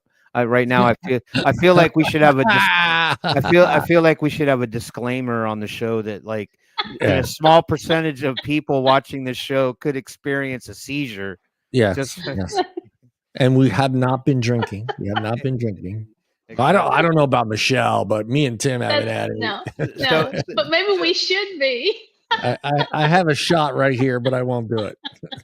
I feel like I'm living in an alternate reality where, like, I sit there and I grumble about the fact about how my mom and dad are so technology resistant and can't figure stuff out. And then I'm like Bob, the company computer guy, like, move, I'll fix it, and here you're seeing this in real time. You're like, how many vape show hosts does it take to screw up a presentation? It says, add a scene captures everything you add to the stage, allowing you to plan steps in advance and structure your broadcast like a presentation. Professional. Yeah, each scene can have its own unique layout, background, and overlay. Well, it would be good if we can see the actual media. Yeah, so I don't even know how to shut it off. Yeah, maybe you can catch a video on the StreamYard YouTube channel about how to use the new feature. Duplicate. Yeah, I don't know. Maybe if I make it go away, does it show up? Yes. Now it's there. I see it on I see it. There it is. There it is. But see, the thing is, we're seeing it from our perspective. It's actually doing the broadcast. Yeah, you're correct. But you guys don't get to see it. Yeah, so we're not sharing. It's all right. We're not trying to disclude anyone. No. I can promise you that. All right. So now we're gonna. I want to thank you for bringing that up, Robert. It all sounds very interesting. I do think that one place that we as a vaping community, the one thing we strive to do is enlighten the public about exactly what all this is about and what's involved, and the information and the knowledge that we have. So yeah, I mean, this might be another place that might be not as inherently biased or anything. It seems like, they were looking for honest opinions. I don't know who the general audience is for Science Friday and NPR. I don't know who's listening to that stuff outside of you, Robert, and you're a vapor, so we already have you in our corner. Let me try this here. But yes, John put the link in there for everybody. I put the link in there. Yeah. Now that should be on there. Okay, I'm waiting. I'm going to patiently wait for this small delay on the show. No, it's not on there. Fuck you, StreamYard. How's that? Well, I thought we had it figured out. Oh, wait, it's there. It's there. So don't touch anything, John. Yeah, I won't touch it. I promise, Timmy. But I'll scroll as you read. Yes.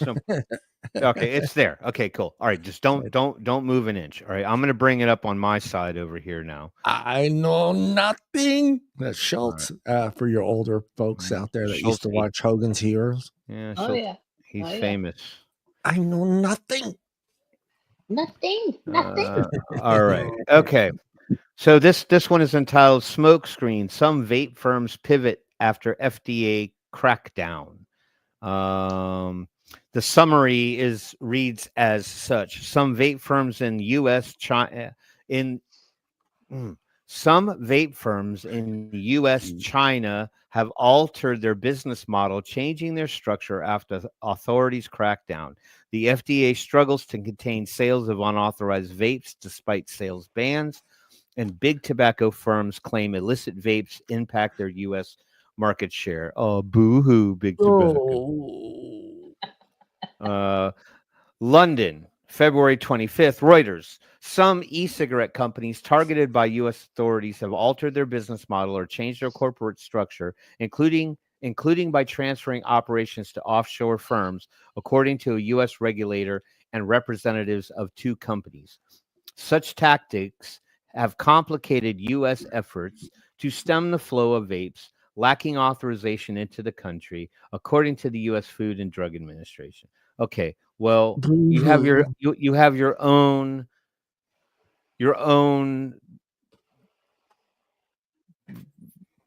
people in government that set this, that made it this way, right? Because they're We didn't do it.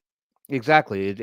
It's not like we want to make it like, no, we want everybody to have a regular path to get their products into the U.S. so we can partake, not die.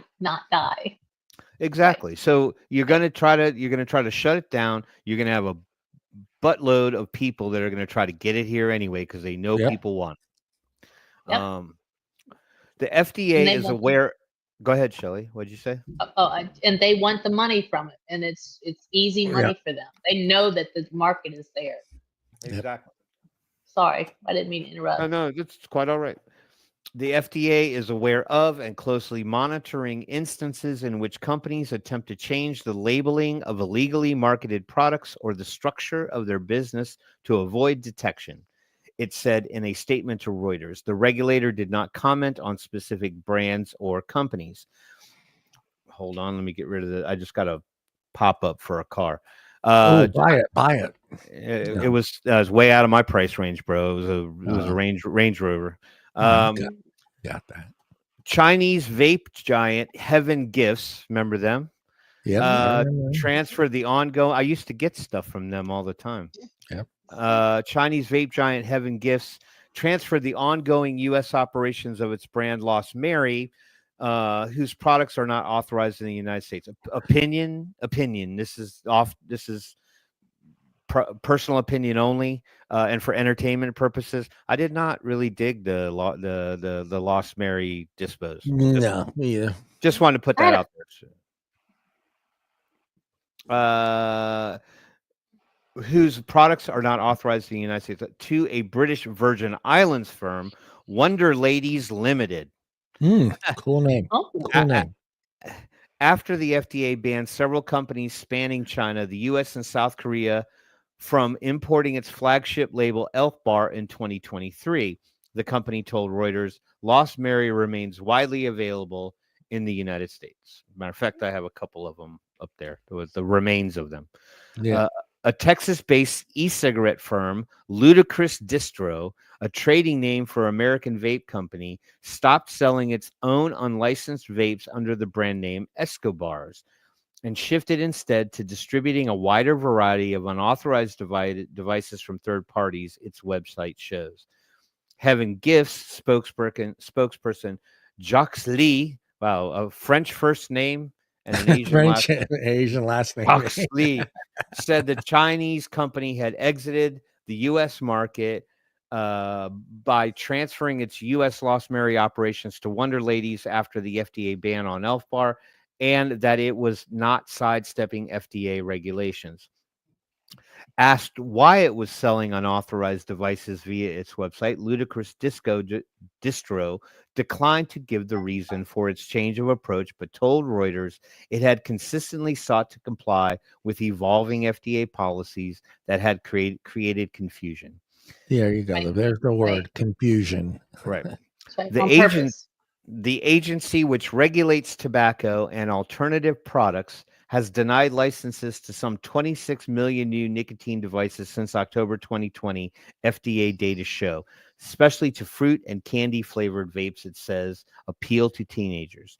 So this again, there's a chart with the most commonly used brand by 1.63 million middle and high school students in 2024. Elf Bar was number 1. Breeze was number 2. Mr. Fogg, number 3. Views, yeah, who the freak wants those? Yeah. Especially with tobacco and tobacco flavors. Yeah. And then, of course, then look at the King. The King is down at the bottom. 12. Well, you know, I don't know. I don't know if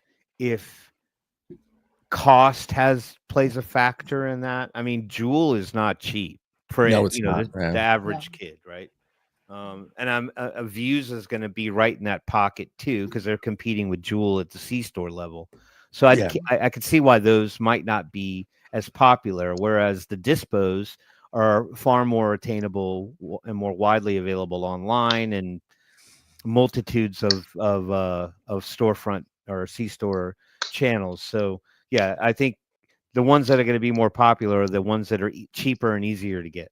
Yeah. That was data from a survey conducted from January 22, 2024 to May 22, 2024, asking participants about their e-cigarette use in the past 30 days. Some authorized products, including Elf Bar, Lost Mary, and Escobars, which are legal in other countries, have nonetheless been sold widely across the United States, the world's biggest market for smoking alternatives. Shenzhen-based Heaven Gifts, founded by vape tycoon Zhang Shengwei, controlled over 9% of the U.S. e-cigarette market in the year to September 2023, Reuters report in 2023, driven by Elf Bar. I didn't realize Heaven Gifts was such a large supplier of Elf Bar. Lost Mary was the 7th most popular disposable vape device in 2024. Data from market research firm Circana, provided by an industry source and reviewed by Reuters, show. Circana said it was unable to confirm or comment on non-public data. All right, so here are the top 10 disposable vapes in the United States in 2024, marked by millions. So Geek Bar Pulse was at the top. They really were like the top one, the top 10. Geek Bar Pulse. Breeze Smoke came in second at 311 million. Raz, never heard of that one, at 200. That's big here. That's big here. Yeah. Never heard of that. They're supposed to have good flavor, but I don't know. The Geek Bar Pulse, yes, I'm familiar with that one. Breeze Smoke, I'm familiar. Raz, I never heard of. Mr. Fogg, yes, 81.7 million. Breeze Prime, 74.4. Juicy Bar, 70.3. Lost Mary, 58.3. Fuma, 50.2. Loon Max, and then Kang Vape, bringing in the rear at 47.4 million. Yeah, the Geek Bar, that thing's everywhere. I've got like 3 sitting here on my desk. They're just everywhere here in California. Yep. Those were one of the ones I tried. I did enjoy those until I found that one that I had more recently, which was the iJoy, and then now I'm on to the magnetic. Oh yeah, I forgot you had that. Yeah, I'm on to that one now. So that only reason I dig this one as much is for 2 reasons. One, you can see the juice level. Yeah. Yep, and that's 2, cool. Right, and then 2, you only throw away the thing that really isn't, the environmental danger, right? You're just throwing away the plastic tank, and you get to keep the battery. And if you don't care about being all matchy, you can just, like, I have 2 here. I can just grab it here. See there, purple and blue. So if you don't care about being all matchy, it's no big deal. Anyway, Lee declined to clarify the terms or timing of the transfer of operations to the BVI company. Heaven Gifts still owns the U.S. trademark of Lost Mary via its Hong Kong unit, iMiracle HK Limited, according to the U.S. Patent and Trademark Office's USPTO register as of February 2025. But Wonder Lady's name and BVI address now appear on Lost Mary packaging in the United States, a device purchased by Reuters in December. So they're buying it to see where it's coming from. Yeah. A Reuters review of company registries found an iMiracle HK Limited director. Oh God, come on, man, give me a break. Do it. You got it. You got I it, have no Timmy. idea. It's all downhill from here. I'm pretty confident. I'm pretty confident it's not 2. Okay, it looks like it would be 2. I Yeah. believe it's probably chew, right? Chew. Two. Yeah. I think they kind of add a little flavor to the tea. Chew. Oh my God, this one's going to be a tongue twister. LatinAutor. Zhaolang. Zhaolang. And there used to be these these people on TikTok. I don't see them anymore, but they would offer like what you didn't pay them. They were like fishing for gifts, I think, a little bit, but they were like how to speak Mandarin and Chinese. I have no And they idea. would be on a live stream for like 2 or 3 hours, and they would hold up like, you know, a board with like a saying on it, like, "Hi, how are you today?" And then they would break it down and then teach you how to say it. Now, I don't know if there was a fervor for people to learn it's Japanese, Chinese, Asian, Mandarin, whatever, Korean. I'm not sure, but they were everywhere. Like every other video was somebody teaching you how to speak Chinese or some Asian language. Okay, now that I've successfully pronounced Chu Zhaoliang was the authorized representative in Hong Kong for Wonder Ladies and 3 other BVI firms, which all share an office building there. Chu is one of 3 iMiracle Limited directors alongside founder Zhang, the filing showed. Wonder Ladies and 3 other BVI firms either own the U.S. trademark or appear on the packaging for unauthorized vape brands Lost Mary, Off Stamp, Rap Beats, Funky Lads, and Quasar. I've never even heard of these. None of those. Chu did not respond to detailed Reuters questions mailed to her business addresses. All 4 BVI firms did not reply to letters seeking comment delivered to their Hong Kong office address.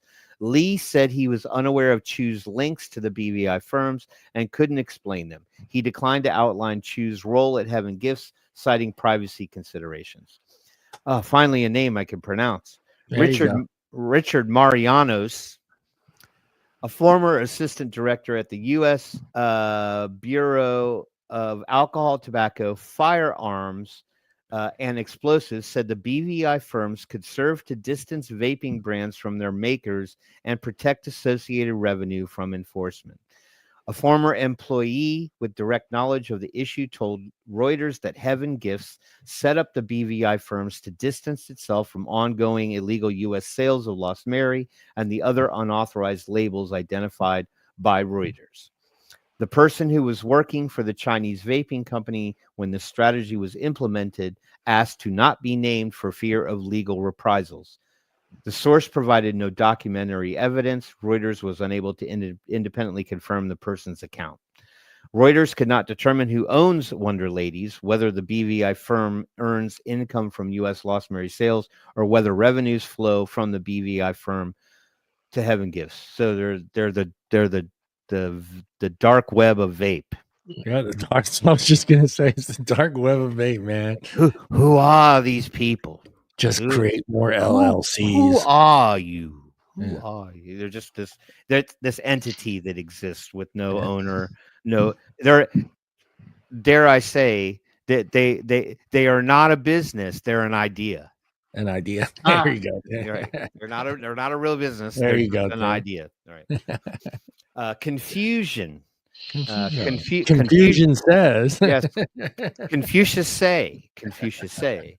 Ludicrous Distro in recent years relied on Chinese manufacturers to produce Escobars for which it owns the trademark, USPTO data shows, but it stopped distributing Escobars, the 6th most popular flavored disposable vape in the U.S., in the year to June 2022, after the FDA put it on its red list of banned imports in May 2023. Ludicrous Distro's lawyer told Reuters, adding Ludicrous Distro now solely acts as the distributor for third-party e-cigarettes and a range of other products. This transition was made in a transparent and lawful manner, and Ludicrous Distro had been forthcoming with the FDA inspectors about its business operations, the lawyer also said. A review of Ludicrous Distro's U.S. website showed the company was offering dozens of unauthorized devices, including 7 labels flagged as illegal in FDA warning letters to retailers and in press releases such as Geek Bar and Raz. Ludicrous Distro said many unauthorized products, including from major tobacco companies, remain on the market unchallenged by the FDA, creating significant confusion around what is legal to sell. Right, so the big tobacco stuff is out there too. Yeah. The FDA's enforcement efforts have faced challenges, including a lack of funding, but any vape launched in recent years without authorization was completely illegal, said Mitch Zeller, a former director of the FDA's Center for Tobacco Products. Some FDA staff have been recently dismissed as part of U.S. President Trump's effort to downsize the federal workforce. The FDA has so far authorized just 34 tobacco and menthol-flavored vape products by all by big tobacco firms, including British American Tobacco. So there you go. So FDA rejected the most nicotine product applications. So out of 26.6 million submitted, they refused to accept 19.6 of those. They accepted 6.8. They refused to file was 5.2, filed 1.2, and they denied 1.3 million applications. Look at that. Look at the last note. Well, you guys can't see it. The 57. Yeah, I wish you guys. It's not on the screen again, but only out of 26.6 million. There it is. Look at the last one. Look how many were granted out of 26.6 million. Yeah, 57. 57. We got a little bit more to go. Riding on global awareness. The American Vapor Manufacturers and Industry Association. We know somebody. We know somebody that works over there. We do. We got an insider. Says the FDA's reluctance to authorize flavored devices deprives smokers of legal products that can help them quit. 3 U.S. smokers told Reuters which devices helped them quit cigarettes. In 2023 and 2024, British American Tobacco, which says illegal devices have eaten into U.S. market share, launched 2 complaints with the U.S. International Trade Commission targeting dozens of vape brand owners, manufacturers, and distributors. Among the companies British American Tobacco accused of patent infringements and unfair competition were iMiracle, they were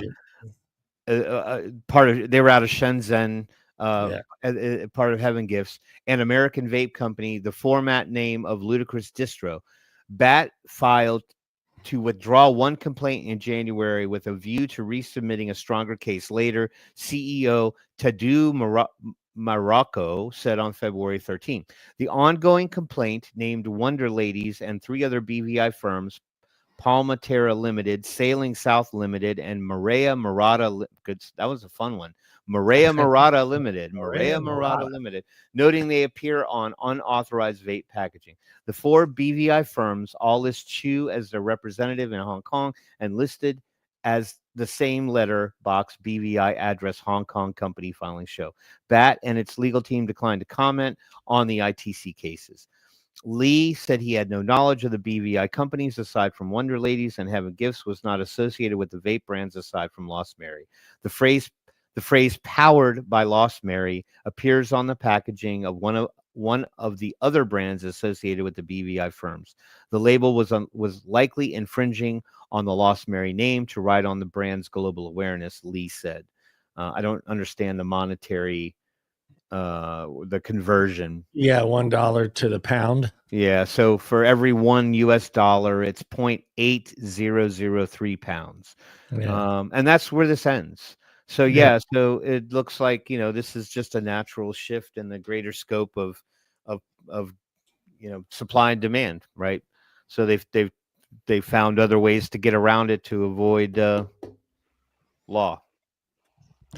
The sneaky LLCs just keep creating LLCs and just keep hiding behind them, man. That's all you got to do. Right, because they can dissolve pretty quickly and then pop up again somewhere else as another LLC. I got a funny feeling too. There's a lot of companies too out there, and I'm not naming names or anything like that. I got a funny feeling there's just a lot of online companies. There seems to be a plethora of them that are now just shipping anywhere. Anybody orders it, Right. like when I order stuff, I'm not going to name names. I if there's any bending ears watching the show, I order stuff online. Now, I'm not saying, because there's no problems in Georgia, like nothing's been shut down, like we're not banned, we have no flavor bans, anything like that. But I have noticed that like the package comes a lot more discreet anymore. Right. It doesn't specifically say that it's coming from a vape distributor or manufacturer. I think they do cover their butt by charging kind of an insane shipping fee. And I think that they're doing that. They're embedding the adult delivery signature element into that. Maybe there's a way they can show it on their books that they're charging it in some way, shape, or form. But like no one knocks on my door. I don't have to sign for anything. It just shows up in my mailbox. And so not here either. Right. And so the same thing. Well, my last order was like $300 something. And I expected to, make sure I was going to be home to sign that paper. And nope, it was just shoved in my mailbox with the rest of my mail. I was like, well, there you go. I guess the UPS needed a little extra cash and they just got it. I figured she was going to walk to the door because it was a big package, but she shoved it all in there. I was like, okay, all right. Works.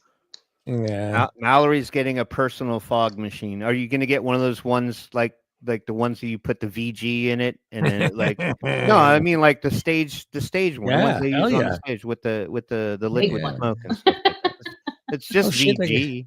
I mean, they could put anything they want on the package. It's a watch or it's it's whatever, a pen. Yeah, I mean this is very nondescript. It just has a basic plain. It's in a basic plain kind of like bubble mailer, and then the shipping label on there just says it's coming from some place. Like it's not anything that would raise any eyebrows. I mean, the only way that you're gonna know that it's vape stuff is like if you actually somebody crushes the package and liquid comes pouring out or something like that.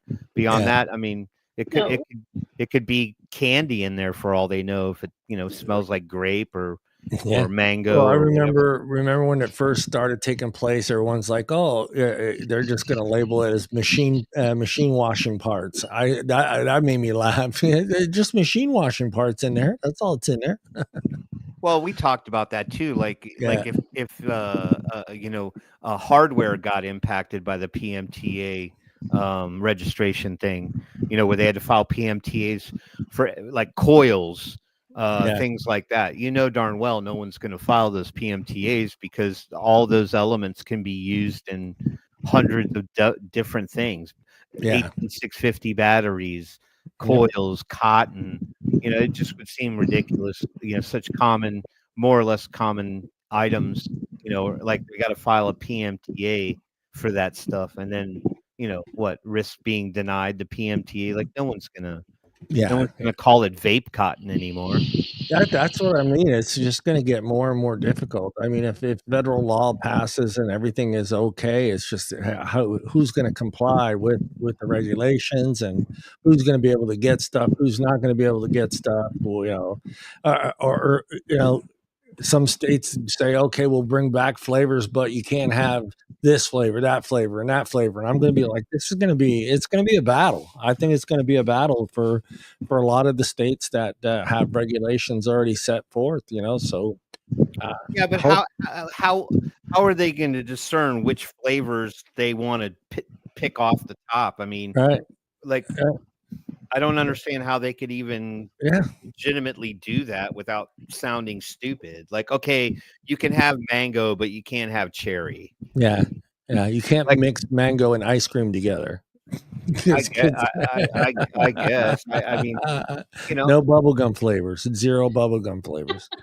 And I've always said, like you could even dumb it down to more generic looking labeling, without like eye-catching kind of designs or kind of sorts of names. But I mean, you can't really disguise what the flavors are. Like, what if it was just a generic label that just said cherry vanilla on it or something like that? Hey man, if it takes them just giving us a white box that just says fucking mango, strawberry mango on it, fuck, I don't give a shit what's on the package. I could care less. I'm buying it because I enjoy that flavor or from that manufacturer. So, is that mango that much different than anybody else? Well, obviously we have done that for years. I mean, there are certain mangoes that I will vape, and there are certain companies' mangoes that are just not up to par. And I choose that one brand. So it's crazy. It's crazy. And I get the frustration of the FDA because we have so many different flavors. It's not like a pack of camels, it's not like I mean, we have literally, endless numbers of possibilities of flavors, and trying to keep track of all that could be difficult. It is difficult. I'm not saying it could be, it would be difficult, but then again, Tim likes, whatever brand's mango. I probably don't like it. I enjoy this other mango. It's insane. It's insane. Hey guys, we are done. We're done. We're sorry, everybody out there, for the technical difficulties. John will sit down this weekend and read it because I have a show on Friday and I don't want to have the same kind of trouble. So I'm going to have to sit down and read it or go back to their YouTube channel and see how to use this new feature and figure it out. Because it sounds to me almost like you could preload particular presentations and things you want to show, and then you could queue them up and just you kind of make it live. They're already sitting there ready to go. So it's a little bit more seamless than us stumbling around and being like, I got to hit present, and then I got to find the like we prepare. But if I have to create every one of those scenes, that's insane, because then every time I create the scene and then I go and hit Mallory's comment, it disappears. It's kind of Mallory's question was concerning the article. So why would you make the article disappear that we're sharing when I'm sharing a comment to that article? So I'll get it figured out. I'll go to their YouTube channel and I'm sure they have a tutorial video on there on how to use it properly, but we'll get it figured out. Timmy. Yes, sir. Michelle, we're done. We're done. Is this the last show of February? It is. Yep. It is the last show of February. Come Saturday, we're into March. Spring is here. Already.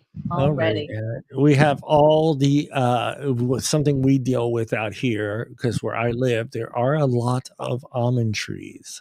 And this time of the year, the almond trees start to blossom, and they have either white or pink flowers on them. And that's all you see. I'm driving down the road. You just see families after families standing out in the middle of the orchards, taking pictures of the flowers with their families. Yep. Nice. It's the cherry blossoms. Cherry blossoms. Yeah, the cherry blossoms. You guys, what starts to flower out there in Georgia, Tim? Same. We'll get the cherry blossoms first, and they're very pretty, and then they kind of hang around for a few weeks until like all the colored petals fall off, and then not long after that, that's when everything will kind of start really budding out, and we'll start seeing the leaves. Will you and your lovely wife be tending an orchard to take a few pictures out in the cherry? If we can find one, sure. Yeah, I know of a couple streets and stuff in Duluth that are kind of cool. That are like the whole road is lined with them. It's pretty amazing to see it when they're all full out. Yep. We get crepe myrtles down here. Yeah. Some people get really creative. They'll go rent a horse and everything. They'll have the kids on horses, all kinds of stuff. I'm like, dude. and then nothing against it, because I used to be the guy that go out there and I used to take pictures of families doing it. But my whole news feed will be people taking pictures of out in the orchards. So that's cool. Yeah. That's cool. Very cool. Yeah, yes, they are. We are too here. I mean, I'm surrounded by almonds. I completely, and diamond. Is it over there by you? They're right by my house. They're right down the street. Yeah, they're one of their mills or whatever you want to call it. Their offices. Yeah, where all the almonds go. and get put into the little, very expensive little tiny containers that are now like $15 for barbecue flavored almonds. Yeah, it ain't cheap, that's for sure. But they're good. They're good. They're good. They are good. They are good. And nuts are good. Nuts are good for you. All right, everybody. Tim, Michelle, look into that camera and say goodbye. Bye, everybody. Thank you, everybody on Bye, chat. guys. We'll see everybody next week. Let me hit Have the a button. good one. Bye.